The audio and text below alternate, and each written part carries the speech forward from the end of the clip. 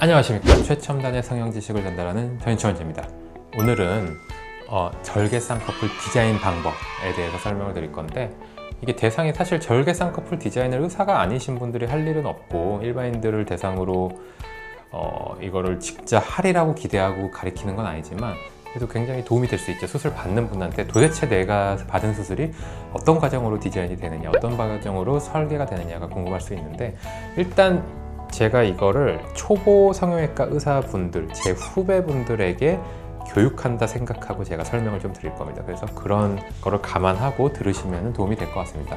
역시나 최첨단 디지털기기인 아이패드 프로로 그림 그리면서 설명을 드릴 거고요. 일단은 눈을 그릴 거예요. 실제로는 앉은 상태에서 이제 수술실 전에 상담실에서 먼저 처음 디자인이 들어가게 되죠. 그 디자인을 굉장히 심혈을 기울여서 하게 돼요. 왜 그러냐? 코 수술 같은 경우는 뭐 그때 그리는 선이 조금 다르거나 약간 틀어져도 수술을 깔끔하게 하면은 크게 변하지 않습니다. 근데 눈 수술은 우리가 앉은 상태에서 그리는 선이 약간만 0.5mm만 달라져도 수술 결과가 확 달라지거나 착자가 될 수가 있어요. 그래서 굉장히 좀 긴장해서 여러 번 확인하면서 이제 디자인을 하게 됩니다. 눈이 이렇게 있으면 실제로는 이제 쌍꺼풀 높이를 우리가 정해야 되고, 절개 쌍꺼풀이라는 거는 어떻게 수술이 들어가냐, 어떻게 칼로 절개를 하게 되냐 한다면, 보통 이렇게 선으로 긋는 경우도 있지만 피부를 조금은 자르는 경우가 많습니다. 너무 많이 자르면 안 되고, 이제 일반적인 재수술 같은 경우에는 조금 자르지만 라인 맞추기 경우에는 아예 안 자르는 경우도 많은데, 일반적으로는 이런 식으로 피부를 자르게 됩니다. 그래서 이런 그림을 그리는 게 디자인의 과정인데, 이런 그림에서 제일 중요한 게 뭐냐? 이 밑에 라인의 높이예요. 이 밑에 라인의 높이. 그러니까 이렇게 따지면 이 A라는 높이가 얼마나냐? 뭐 6mm냐, 6.5mm냐, 7mm냐, 뭐 다양하겠죠. 굉장히 얇으면 4mm, 4.5mm 이렇게 일 수도 있고, 굉장히 높으면 뭐 10mm일 수도 있는데, 이 높이가 왜 중요하냐면 이 높이가 딱 높아지게 결정이 돼버리고 거기다가 쌍꺼풀이 고정이 되거든요. 그래서 이 밑에 높이대로 쌍꺼풀이 고정이 되는데, 이게 너무 높으면 그 상태로 그냥 소세지 쌍꺼풀이 돼버립니다. 그래서 이 높이를 정해야 됩니다. 이 높이를 정할 때 앉은 상태에서 가운데 부분부터 앞부분이 또 높아져도 문제가 생겨요. 아니면 의도적으로 살짝 높게 하는 경우도 있지만, 이 부분, 지금 파란색으로 그리는 이 부분의 아랫라인의 높이를 정합니다. 이 높이. 그리고 바깥쪽으로 갈 때는 쭉 피부 결을 따라서 눈 구조에서 너무 멀어지지 않게 쭉 가게 됩니다. 그리고 피부를 자르는 양에 따라서 이게 조금 더 뒤로 갈 수도 있고, 아니면 눈의 경계에서 딱 끝날 수도 있고, 이런 거는 조금 가변적으로 잘 만들어줍니다.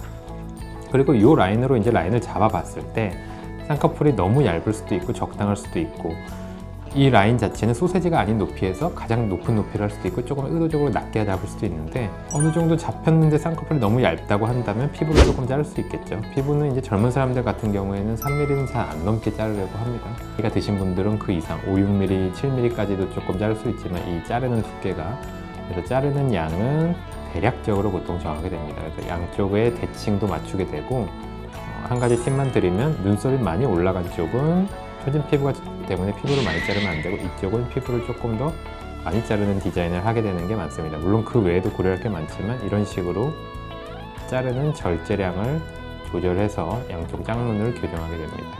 이렇게 되면은 대략적으로 끝나는데, 이 자르는 모양, 이 모양을 결정할 때도 앞부분은 보통은 조금 적게 자르게 되고, 뒤쪽은 약간 넓어지게, 약간 충분하게 자르는 게 보통은 모양이 괜찮습니다. 사람마다 좀 다르게 해야 되긴 하지만, 왜냐면 뒤쪽에 피부가 내려오는 힘이 더 강하기 때문에 약간은 더 많이 잘라야 깔끔하고 좀 덜 처지는 쌍꺼풀 라인이 된다 라고 얘기를 할 수 있습니다. 가장 중요한 거, 아까 얘기했듯이 한 번 더 강조할게요. 가장 중요한 거는 요거다. 가운데 부분에서 쌍꺼풀의 높이, 이걸 양쪽을 맞추는 게 대칭에서 핵심이 되겠죠. 오른쪽 왼쪽 양쪽을 비슷하게 잡아보고, 이제 눈 뜨는 힘이 다르면 힘이 조금 약한 쪽은 이걸 조금 더 적게 잡아야 되고, 힘이 센 쪽은 약간 더 높게 잡아야 되고, 눈썹이랑 가까운 정도에 따라서 다르게 되고, 그 다음에 처진 피부, 그렇게 잡았을 때 양쪽 처진 피부로도 양쪽을 좀 조절하고, 그래서 이중삼중의 구조로 밸런스가 맞춰지게 수술을 해야 됩니다.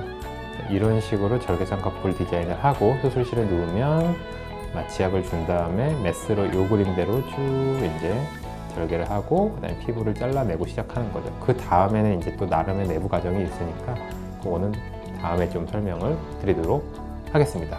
절개 수술은 몇 번이나 가능해요? 자연스럽게 피부를 절제하고 너무 과하게 자르지 않았다고 한다면 언제든지 가능해요. 근데 만약에 한 이전에 수술 때 피부를 너무 많이 잘랐다면 두 번도 못 하는 거죠.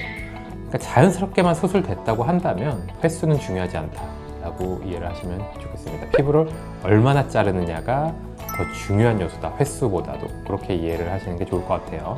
그래서 지금까지 제가 주로 하는, 매일같이 하는 절개 쌍꺼풀 수술의 설계 방법, 디자인 방법에 대해서 설명을 드렸는데 사실은 뭐 우리가 일반 살면서 이런 디자인을 직접 할 일은 별로 없겠죠. 하지만 실제로 어떤 게 중요하게 내가 생각한다라는 걸 좀 전달드리고 싶었고요. 다른 무성형 전달 정보가 필요하시면 우리 블로그랑 인스타에도 방문하시면 많이 도움이 될 것입니다. 지금까지 최첨단의 성형 지식을 전달드린 조현철이었습니다. 감사합니다.